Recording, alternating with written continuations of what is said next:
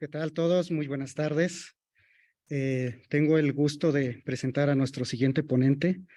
Él es Roque Vidal Luciano Gerardo. Nos visita de la Benemérita Universidad Autónoma de Puebla. Él es estudiante del doctorado en Ciencias Matemáticas de la universidad.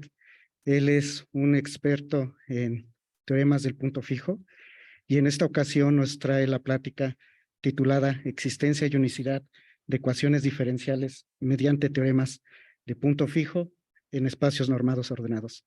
Démosle una calurosa bienvenida y adelante, doctor.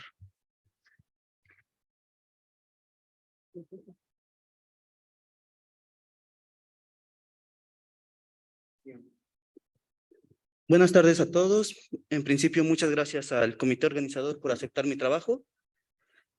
Como su nombre lo sugiere, este trabajo lo que pretende es presentar algunas de las técnicas usuales en la teoría de punto fijo para espacios normados ordenados, donde se demuestra la existencia y unicidad de ecuaciones diferenciales.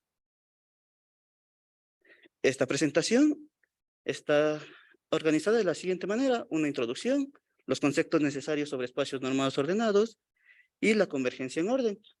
Algunas aplicaciones para ejemplificar cómo se usa y las referencias más importantes para esta presentación. Bien, la motivación de esta presentación es la siguiente. Bajo las condiciones adecuadas, un problema de ecuaciones iniciales con condiciones iniciales se puede reescribir como un problema de una ecuación integral, y es bastante común ese resultado. También es común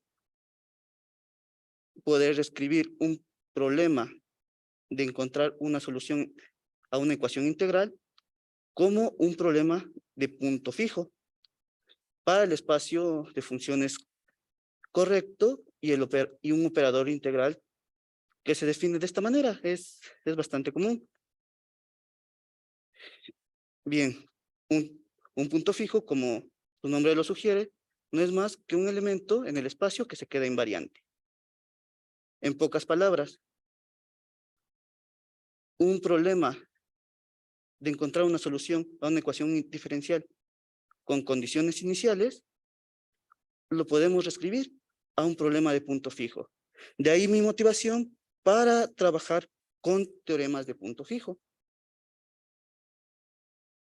Yo, como varios estudiantes durante la licenciatura, mi primer acercamiento a la teoría de punto fijo fue mediante el teorema de punto fijo de Banach.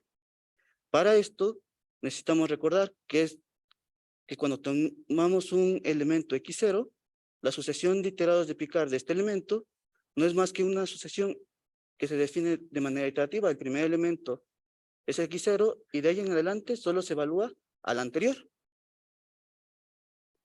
Una función es alfa contractiva cuando existe un número alfa positivo entre 0 y 1, tal que para cualesquiera dos elementos, la distancia de sus imágenes es menor o igual a alfa veces la distancia entre ellos. La magia del teorema de punto fijo de Banach, o por lo que a mí me encanta, es que bajo estas dos simples condiciones, yo puedo asegurar que va a existir una solución en nuestros términos, es decir, un único punto fijo. Vamos a tener un algoritmo para encontrar de manera global este punto fijo o solución, y además podemos estimar qué tan rápido este algoritmo nos va a llevar a la solución.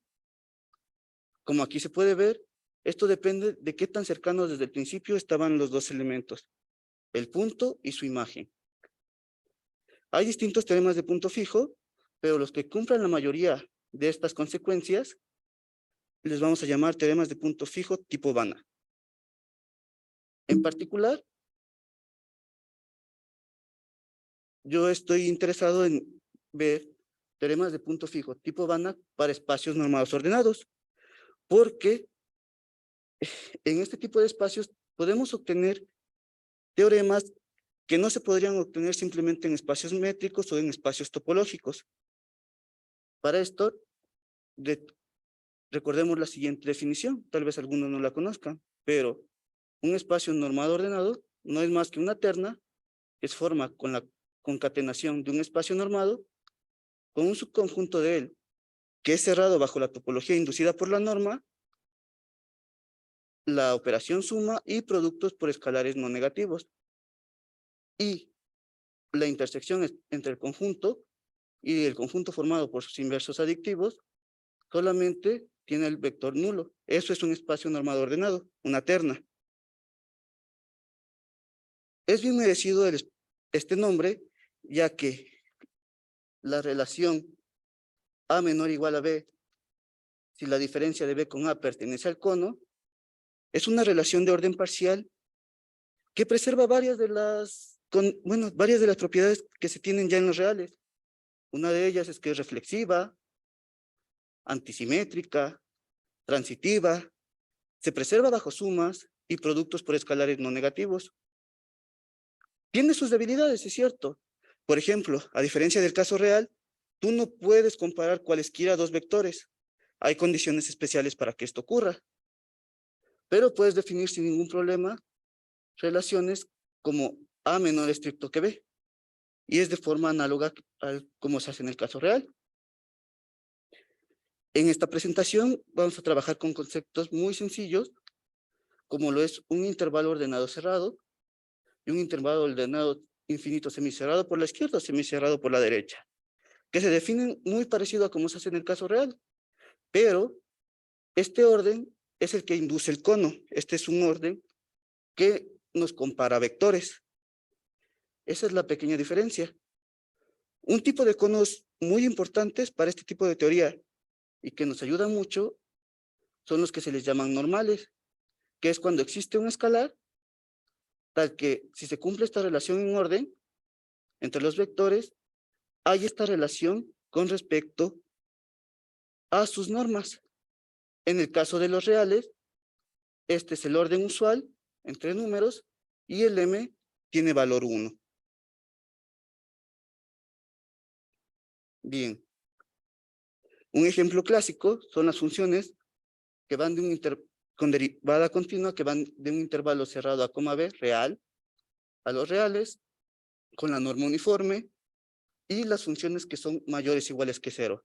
Es decir, funciones cuya gráfica está arriba del eje X.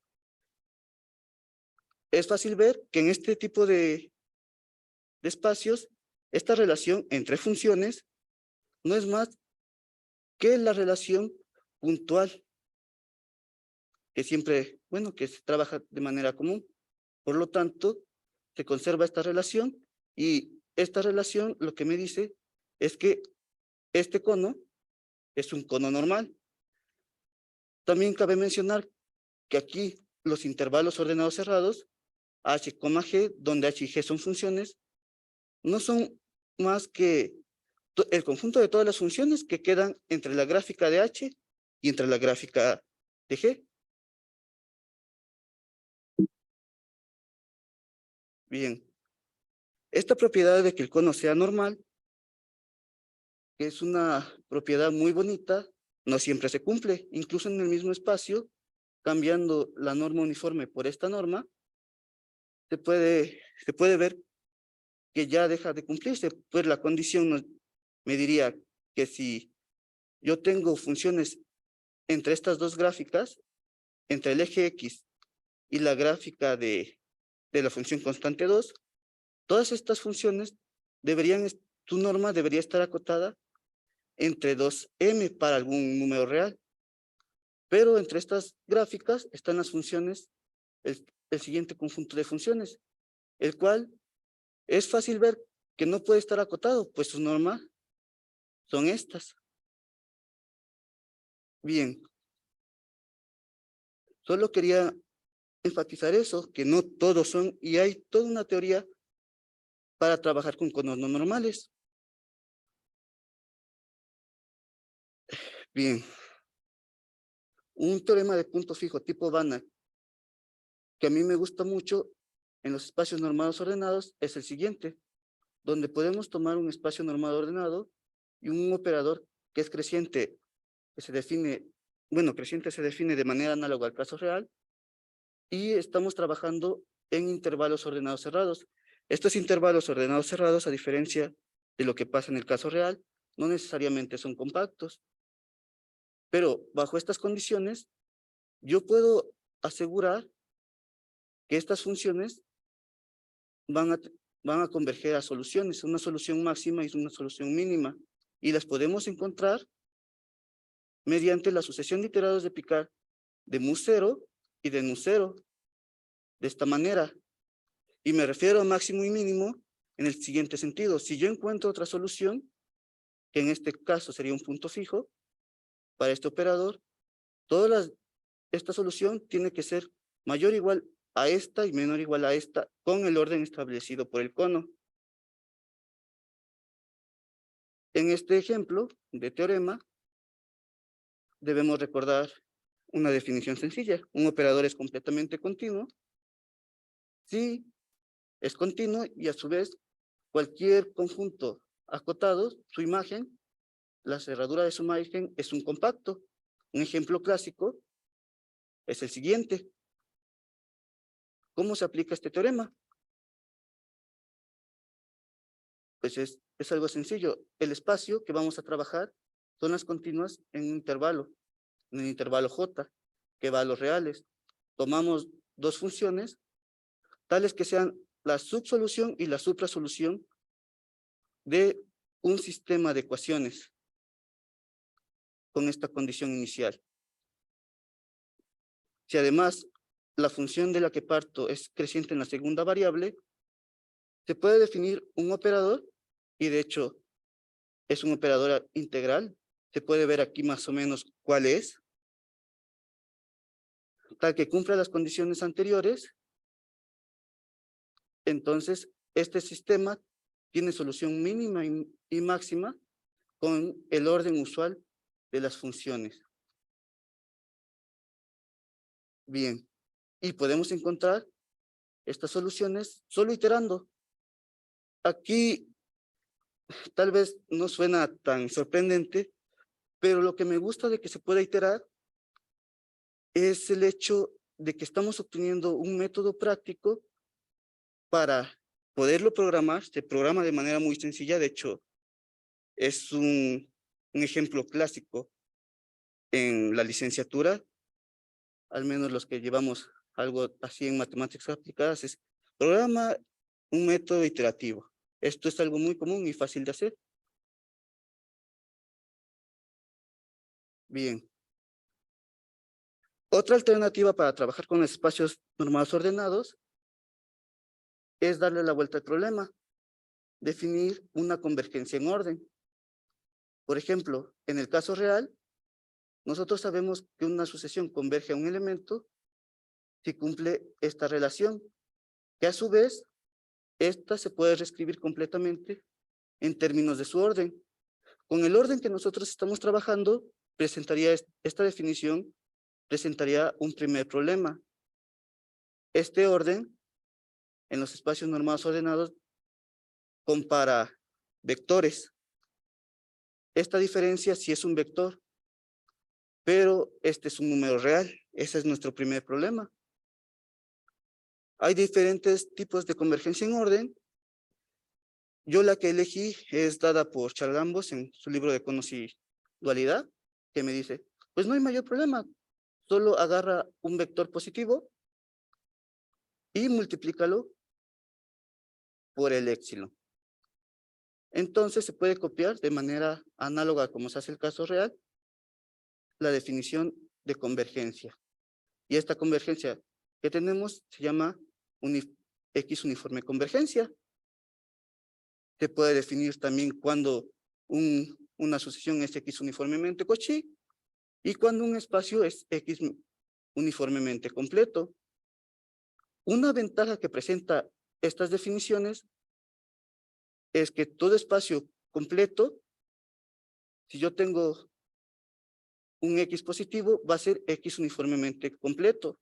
El recíproco no necesariamente se cumple.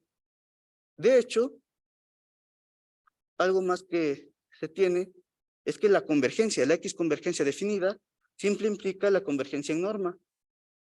Pero la convergencia en norma no necesariamente me va a implicar la X convergencia. Por ejemplo, tomemos el espacio de R2, el cono formado como la semirrecta real, 0, infinito, esta semirrecta.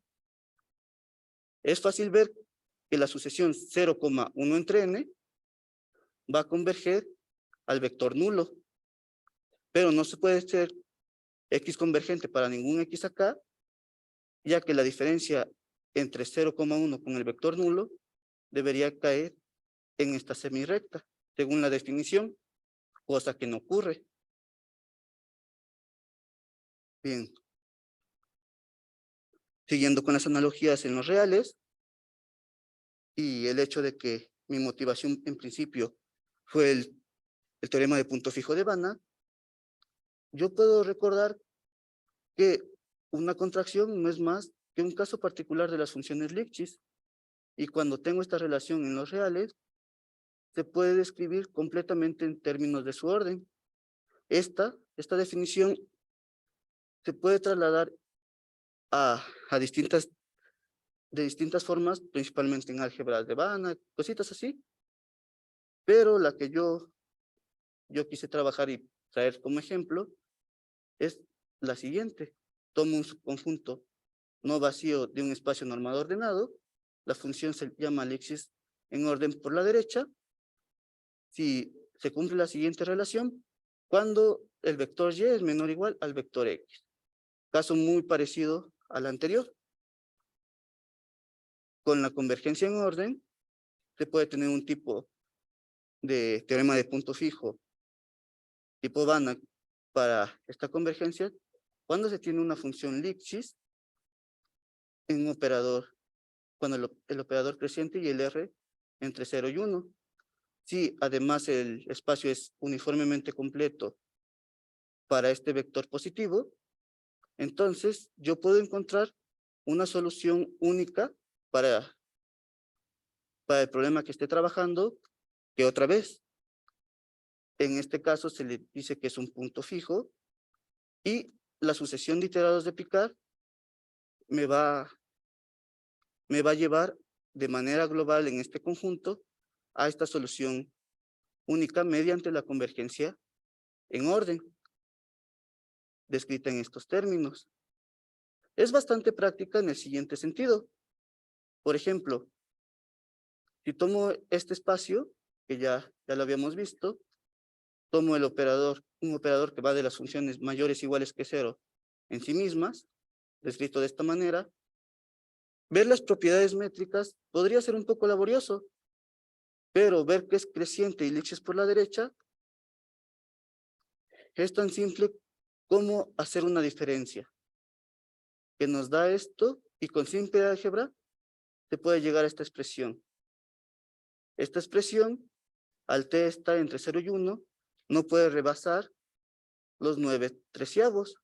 Entonces, esta función es Lipschitz por la derecha creciente, cumple todo lo anterior, y por lo tanto, este operador tiene un punto fijo, y el problema con condiciones iniciales que tenga asociado va a tener solución y va a ser este punto fijo.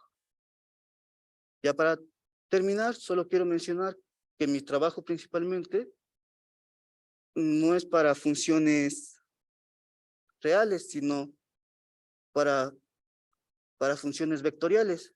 Le pongo vectorial, pues este tipo de funciones que van de un intervalo A, B, un intervalo real, a un espacio normado, ordenado, también en la literatura se les puede encontrar como curva, pero varios libros a este tipo de funciones para hacer curva también se le pide continuidad, que no es mi caso. Bien. Quien está interesado en este tipo de métodos que se pueden programar de manera muy sencilla y quisieran iniciar, los libros como que clásicos son el de conos y dualidad de Charalambos, métodos de orden parcial en problemas no lineales, y aquí se encuentran algunas aplicaciones bastante interesantes. Por mi parte es todo. Muchas gracias.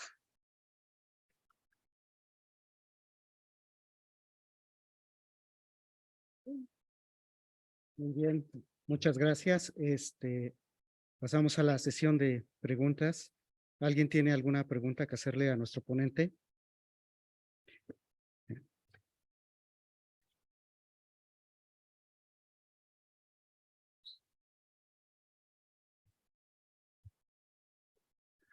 Buenas tardes.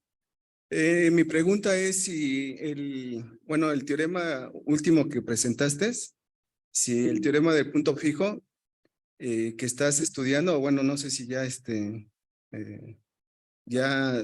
se ha estudiado para, por ejemplo, si en lugar de poner un intervalo, como decir, abierto por la derecha, pones un sólido o un ideal.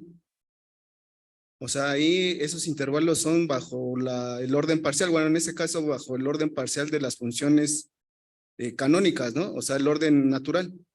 Pero si le pones ahí, bueno, un espacio vectorial ordenado cualquiera, pero si en lugar de poner ese intervalo pones un sólido o un ideal, ¿funcionará?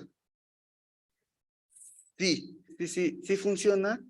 Y, por ejemplo, de hecho, ese tipo de problema que usted menciona, ahora sí que esta presentación, como se dio cuenta, fue como que muy divulgativa, muy por encimita.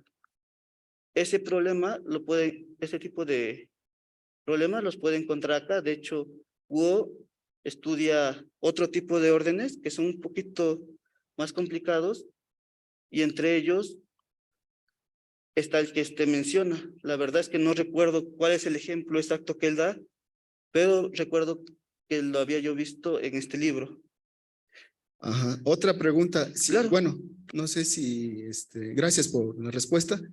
Si en lugar de poner un espacio vectorial ordenado cualquiera, le pones que sea arquimediano, cambiará también o sea, si pides que el espacio sea arquimediano o el espacio vectorial ordenado sea arquimediano, ¿también funciona estos teoremas de punto fijo?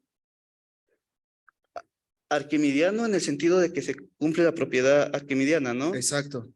Y bueno, hay ejemplos donde no hay espacios vectoriales ordenados arquimedianos. Bien, aquí hay como que cierta trampa. Cuando nosotros estamos trabajando en espacios normados ordenados, la propiedad arquimidiana, por el hecho de que le pedimos que fuera cerrado con respecto a la norma, siempre se cumple. Estos de entrada ya lo son. En este libro, en el de conocidualidad, particularmente se trabaja con lo que son espacios topológicos vectoriales, y hay una sección donde definen ellos lo que es una cuña, que es quitarle la parte de que sea cerrado bajo la topología para que no se cumpla la propiedad arquimidiana, y ahí sí hay ejemplos, pero es otra forma de trabajar. Aquí le llaman Webele, que es como que cuña en español. Entonces, sí, originalmente este libro trabaja mucho, pero en vez de espacios normados ordenados, son espacios topológicos ordenados, y no necesariamente con conos, sino con cuñas, para que no se cumpla la propiedad arquimidiana y obtener cosas un poquito más generales. En este caso, en mi caso concreto, al pedirle esta topología, al pedirle la cerradura con la topología de la norma, pues siempre se cumple, y es algo más o menos sencillo de demostrar. Sí. ¿Alguien más tiene una pregunta?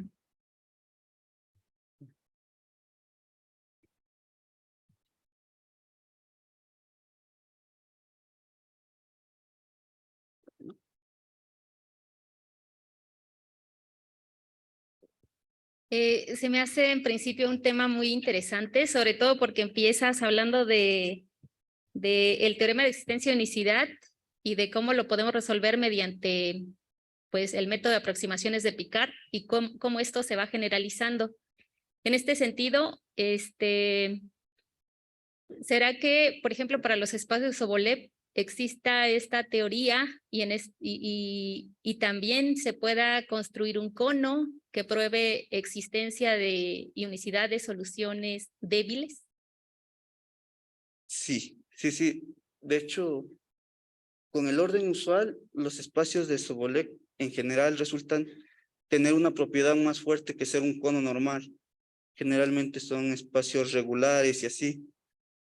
Y sí hay teoría, de hecho, le digo, quien quiera entrar en estos problemas, aquí también en este libro trae varios espacios de Sobolev como lo serían los clásicos, el LP y así, y con otro tipo de conos, pero desde el cono usual, el que está definido de manera puntual, casi donde quiera, desde ahí tiene propiedades no solo normal, sino una condición un poquito más fuerte. No sé si eso responde. Sí, es decir, sí hay, mediante esta teoría se puede probar la existencia y unicidad de soluciones débiles En para la ecuación diferencial que planteaste al principio, se lleva a la forma integral y a partir de ahí, usando este teorema, se puede probar la existencia de soluciones débiles.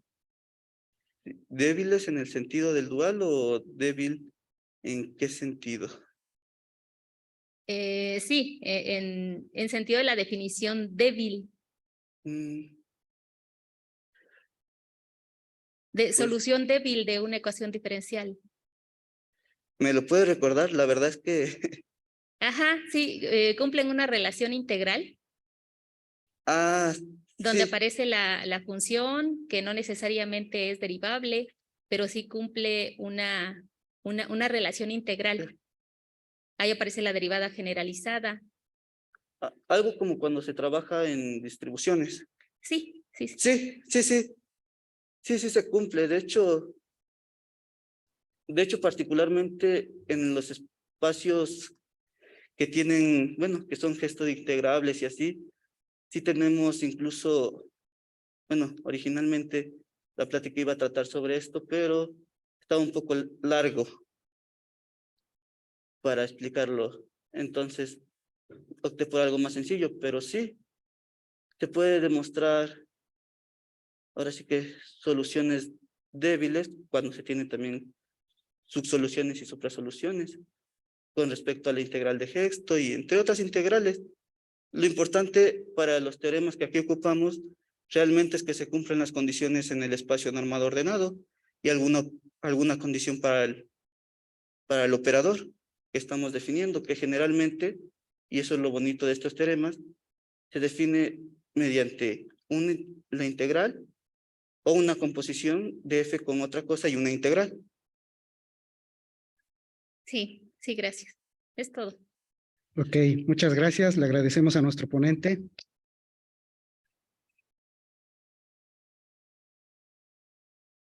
Antes de hacerle entrega de su constancia, omití al presentarlo mencionar que nuestro ponente tiene mucho conocimiento sobre teoremas de punto fijo, que ha sido invitado a congresos nacionales e internacionales en teoremas de punto fijo, a darles plática a otros especialistas en esta área. Bueno, pues le agradecemos a nuestro ponente y le hacemos entrega de su constancia.